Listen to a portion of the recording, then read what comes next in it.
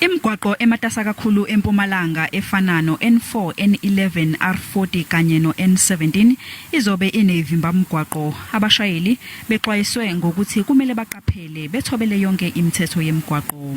Into engiyibonile nje ukuthi kukhona abanye abasebenzisa ama-number plate angekho emthethweni, ama-traffic officers uthethe abanikeza amathikiti. Abanye bakhona banama-license angekho emthethweni. NjengeMpumalanga angeke siphumule, sinama roadblocks kuyo yonke iMpumalanga for 24 hours. Abanye abashayeli beimoto bathi lezi zivimba mgwaqo ziyabaphazamisa, kepha ke abanye bayakujabulela ukubona kuqiniswa ezokuphepha. Ngasuka la eWitbank siya eBushbuck Ridge. So la indleleni nje traffic i-right kukahle. Ba driver kahle lebantu la endleleni. Siyajabula malume masibona amaphoyisa. Sihamba kahle.